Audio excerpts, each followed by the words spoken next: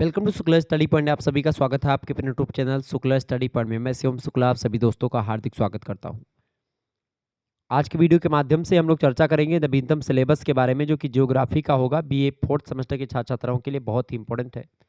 आपको बता दूं, अगर आप चौथे सेमेस्टर में पहुंच चुके हैं, आप बीए में हैं, बीएससी में हैं, तो जियोग्राफी में, चूंकि जियोग्राफी से बीए भी कर सकते हैं, बीएससी भी कर सकते हैं। तो अगर चौथे सेमेस्टर में आप हैं तो आपको इकोनॉमिक जियोग्राफी के बारे में पढ़ना होगा। इकोनॉमिक जियोग्राफी का मतलब होता है आर्थिक भूगोल। आर्थिक भूगोल में आपको क्या पढ़ना है, कैसे पढ़ना है और कौन कौन से प्रश्न आते हैं, ऐसे तमाम प्रकार के पहलुओं पर मैं चर्चा तो करूंगा।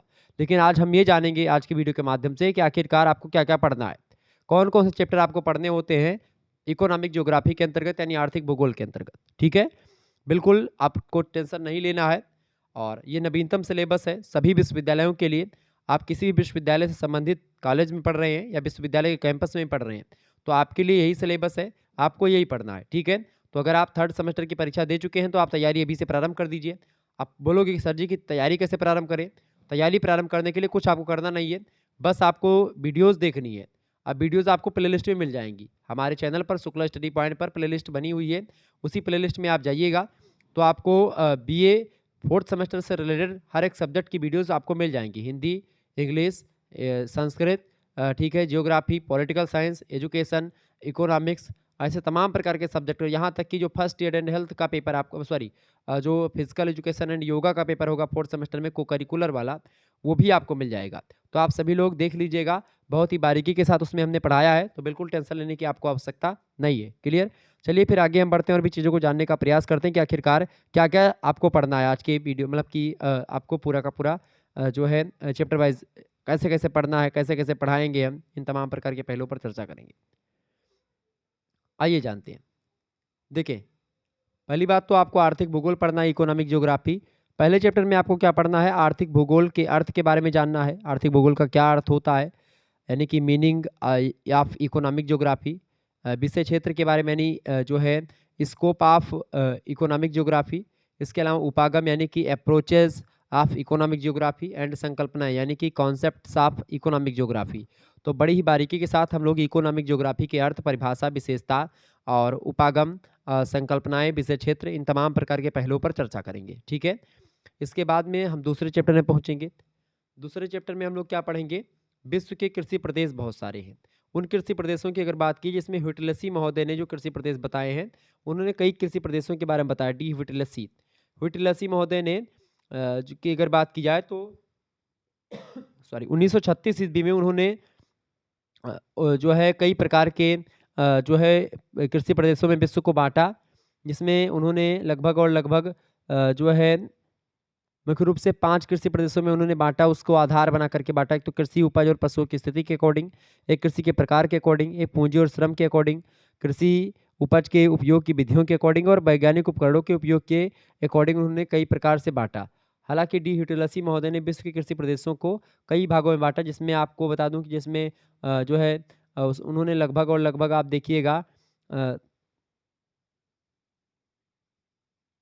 13 कृषि प्रदेश या 14 कृषि प्रदेशों के बारे में उन्होंने बताया। 13 कृषि प्रदेश बताए हैं डी ह्युटेलेसी महोदय ने। उनके कृषि प्रदेशों में आपका जैसे घुमक्कड़ पशुचारण प्रदेश पहला हो गया, व्यापारिक पालन प्रदेश दूसरा, स्थानांतरण कृषि प्रदेश तीसरा, चौथा प्रारंभिक अस्थायी कृषि प्रदेश, पांचवा चावल प्रधान गहरी निर्वहन कृषि प्रदेश, छठवां चावल विहीन गहरी निर्वहन कृषि प्रदेश, सातवां व्यापारिक बगाती कृषि प्रदेश, आठवां भूमध्य सागरीय कृषि प्रदेश, नौवां व्यापारिक अन्य उत्पादक कृषि प्रदेश, 10वां व्यापारिक फसल और पशुपालन कृषि प्रदेश, 11वां निर्वाहक उपज और पशुपालन कृषि प्रदेश, 12वां व्यापारिक दुग्ध और पशुपालन कृषि प्रदेश और 13वां बागवानी कृषि प्रदेश। ये 13 जो है कृषि प्रदेशों के बारे में उन्होंने बताया। किसने? डी विटलसी महोदय ने। तो इसके बारे में हम लोगों को सेकंड चैप्टर में समझना है। ये चैप्टर मतलब कि ये क्या क्या है, जो है घुमक्कड़ पशुचारण प्रदेश क्या है, इन सभी के बारे में हम समझेंगे। ठीक है, व्यापारिक पशुपालन प्रदेश क्या है, इन सभी के बारे में। Agricultural regions of the world, classification of Whittlesey. ठीक है, डॉक्टर विटलेसी। तीसरा जो चैप्टर है उसमें आपको पढ़ना है संसाधनों के बारे में। संसाधन किसे कहते हैं, सबसे पहले तो ये जानेंगे। अर्थ, रिसोर्स इसको अंग्रेजी में बोलते हैं संसाधन को, इसकी मीनिंग समझेंगे। इसकी संकल्पना यानी कॉन्सेप्ट को समझेंगे, रिसोर्स के यानी संसाधन के। इसके बाद में वर्गीकरण यानी संसाधनों के बंटवारे को, यानी कि क्लासिफिकेशन। संसाधन बेसिकली आप देखते हैं तो प्राकृतिक संसाधन होते हैं, एक मानव निर्मित संसाधन होते हैं। दोनों प्रकार के संसाधनों के बारे में हम चर्चा करेंगे, बस बारीकी के साथ अध्ययन करेंगे, ठीक है? तो बिल्कुल आपको परेशान होने की ज़रूरत नहीं है। शुक्ला स्टडी पॉइंट चैनल के माध्यम से आप बहुत सारी तैयारी कर पाएँगे। प्लेलिस्ट में बहुत सारे मॉडल पेपर महासंग्राम की वीडियो है, आप उनको देखिएगा। आगे देखिएगा, प्रश्न है आर्थिक क्रियाएँ और स्थानिक संगठन के बारे में बताएँ। इकोनॉमिक एक्टिविटीज़ एंड जो है स्पेशल ऑर्गनाइजेशंस, यानी आर्थिक क्रियाएँ क्या होती हैं और स्थानिक संगठन जो हैं उनके बारे में हम लोगों को चौथे चैप्टर में जानना है। फिर 5वें चैप्टर में हम लोग समझेंगे अंतरिक्ष का आर्थिक संगठन, यानी कि economic organisations of space. Space का जो आर्थिक संगठन है उसके बारे में हम जानेंगे 5वें चैप्टर में। फिर हम 6वें चैप्टर की ओर आगे बढ़ेंगे। 6वें चैप्टर में हम लोग समझेंगे वानिकी का आर्थिक संगठन, यानी कि इकोनॉमिक ऑर्गनाइजेशंस ऑफ फॉरेस्ट्री। आर्थिक संगठन कहाँ का? वानिकी का, यानी कि वनों में, तो उसके बारे में समझेंगे। फिर उसके बाद में हम लोग 7वें चैप्टर में सब चर्चा करेंगे, 7वें चैप्टर में पहुँचेंगे, जिसमें आपको मत्स्य व्यवसाय का आर्थिक संगठन समझना होगा, यानी इकोनॉमिक ऑर्गनाइजेशंस ऑफ फिशिंग, यानी मछली या मत्स्य पालन के बारे में समझेंगे, ठीक है? उससे कैसा आर्थिक संगठन का निर्माण होता है। इसके बाद में हम लोग 8वें चैप्टर में खनन गतिविधियों के बारे में समझेंगे, यानी माइनिंग जो होता है, माइनिंग एक्टिविटीज़, ठीक है? तो economic organisations of mining activities, यानी खनन गतिविधियों का जो आर्थिक संगठन है, उन संगठनों के बारे में जानेंगे, कैसे होती है खनन गतिविधियाँ और क्या-क्या फ़ायदे होते हैं, तमाम प्रकार के पहलुओं पर नज़र डालेंगे हम। इसके बाद में 9वें चैप्टर में पहुँचेंगे। 9वें चैप्टर में आप लोग कृषि और उसका वर्गीकरण देखेंगे, यानी कि एग्रीकल्चर एंड इट्स टाइपोलॉजीज़, यानी कि कितने प्रकार की कृषि करी जाती है, कितने प्रकार से कृषि को आप बाँट सकते हो, उसके बारे में समझेंगे। इसके बाद 10वें चैप्टर में हम लोग क्या पढ़ेंगे? 10वें चैप्टर में भूमि उपयोग और वान थ्योरियन का जो स्थानीयकरण का मॉडल है या स्थानीयकरण का जो सिद्धांत है भूमि उपयोग का, उसके बारे में समझेंगे, ठीक है? Land use and location theory of von Thunen, ये बढ़िया सिद्धांत है, इसके बारे में जानने का प्रयास करेंगे। कई बार परीक्षा में प्रश्न ये पूछा गया है। और अगले चैप्टर में हम लोग समझेंगे उद्योगों का प्रकार, उद्योगों की स्थिति को प्रभावित करने वाले जो कारक होते हैं, उनके बारे में, और औद्योगिक अवस्थिति सिद्धांत जो है उद्योगों के स्थानीयकरण का, उसके बारे में समझने का प्रयास करेंगे। उद्योगों को स्थिति मतलब उद्योगों की स्थिति को प्रभावित करने वाले तमाम प्रकार के कारकों के बारे में समझेंगे। Types of industries, factors affecting the location of industries and industrial location theory. Sorry, विस्तार से हम लोग जानने का प्रयास करेंगे इसमें। और उसके बाद 12वें चैप्टर में हम लोग पहुँचेंगे।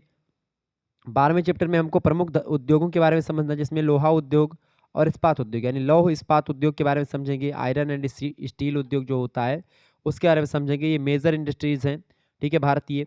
इसके बारे में बड़ी बारीकी के साथ अध्ययन करने का प्रयास करेंगे। अच्छा, भारतीय संदर्भ में तो अध्ययन करेंगे, इसके अलावा इसको विश्व स्तर पर भी आपको पढ़ना है, ये बात भी ध्यान रखेंगे।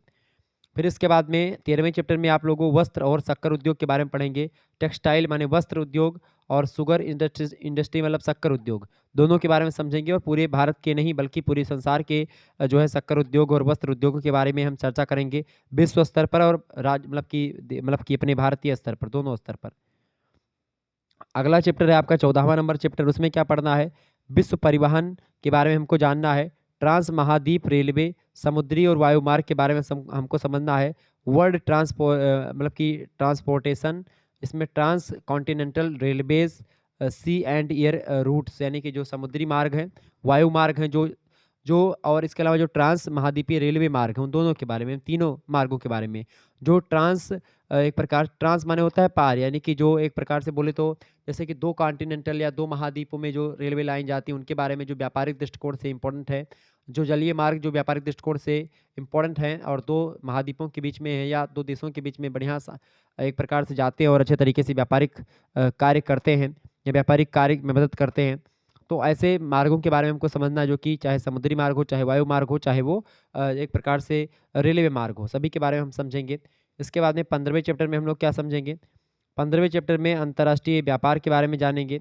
अंतर्राष्ट्रीय व्यापार किसे कहते हैं, उसकी विशेषता, उसके लाभ, उसकी हानि, तमाम प्रकार के पहलुओं पर नज़र डालेंगे।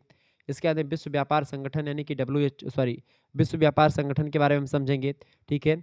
World trade trade organisation, WTO जिसको बोलते हैं, WTO, ठीक है, वर्ल्ड ट्रेड ऑर्गेनाइजेशन, ठीक है, उसके बारे में समझेंगे। इसके अलावा पैटर्न एंड ट्रेंड्स, यानी प्रतिरूप और प्रवृत्ति जो रही है विश्व व्यापार संगठन और अंतर्राष्ट्रीय व्यापार का, उसके बारे में हम समझने का प्रयास करेंगे, ठीक है? क्या अंतर्राष्ट्रीय नियम कायदे होते हैं व्यापार को चलाने के लिए, उन नियम कायदों पर भी जानने का प्रयास करेंगे, उन पर फोकस करेंगे। ऐसे तमाम प्रकार के पहलुओं पर और चर्चा किया जाएगा। इसके बाद में लास्ट चैप्टर होगा आपका वैश्वीकरण, यानी कि ग्लोबलाइजेशन जिसको बोलते हैं, वैश्वीकरण को आप समझते होंगे कि जब पूरे संसार की सीमा को ध्यान में ना रख मतलब पूरे संसार को एक विश्व पूरे के पूरे विश्व को या पूरे संसार को एक व्यापारिक क्षेत्र की दृष्टि से देखा जाए और कुछ नियम कायदे हों जिससे आप पूरे संसार में व्यापार कर सके, ठीक है? कुछ चीज़ें खरीद सके और ले दे सके, तमाम सारी चीज़ों को, ठीक है? उसके बारे में समझेंगे। इफ़ेक्ट डेवलपिंग कंट्रीज़ यानी विकासशील देशों पर वैश्वीकरण का क्या प्रभाव पड़ रहा है, उस प्रभाव को भी हमको समझना चूँकि कई प्रकार से प्रश्न परीक्षा में पूछे आते हैं। वैश्वीकरण किसे कहते हैं? विकासशील देशों पर वैश्वीकरण के प्रभाव का मूल्यांकन करें। ऐसे कई प्रश्न परीक्षा में आए हुए हैं पिछली बार, तो आप इन चैप्टर्स को ज़रूर पढ़ लीजिएगा, बहुत ही ज़बरदस्त है। बाकी मैं पढ़ाने का प्रयास करूँगा। मॉडल पेपर और तमाम प्रकार के महासंग्राम वीडियो, चैप्टर वाइज़ वीडियोज़ आपको प्लेलिस्ट में मिल जाएँगे और अब की बार एक नए तरीके से मैं चैप्टर वाइज़ वीडियो जो है पढ़ाने का प्रयास करने वाला हूँ, तो आपको चिंता नहीं करनी बिल्कुल भी, ठीक है?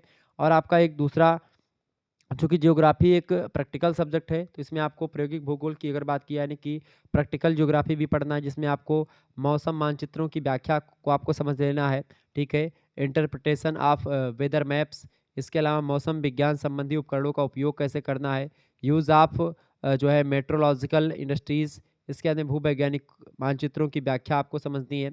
इसके बाद में यांत्रिक सर्वेक्षण के बारे में यानी भारतीय जो है प्रवणता मापी के बारे में समझना है। इसके अलावा थियोडोलाइट सर्वेक्षण ये सब आपको पढ़ लेना है। तो ये सब आपको जो है प्रैक्टिकल वाले कॉलम में आपको देखने को मिलेगा, ठीक है? तो बाकी आपको मेन तरीके से पढ़ना क्या है, आपको फ़ोकस करना किस पर आर्थिक भूगोल पर, ठीक है? बाकी आप प्रैक्टिकल वाला तो आपके कॉलेज में ही हो जाएगा, ये इसका पेपर होगा आपका जो 75 नंबर आपको देगा, ठीक है? चलिए फिर मिलते हैं हम नेक्स्ट वीडियो में, तब तक के लिए जय हिंद, जय भारत। आप सभी का बहुत-बहुत धन्यवाद हमारे से जुड़ने के लिए। इसी प्रकार से अपना प्यार बनाए रखेंगे। वीडियो को लाइक कर दीजिएगा, चैनल पर नए हैं तो सब्सक्राइब कर दीजिएगा और शेयर कर दीजिएगा सभी दोस्तों के पास इस वीडियो को। धन्यवाद।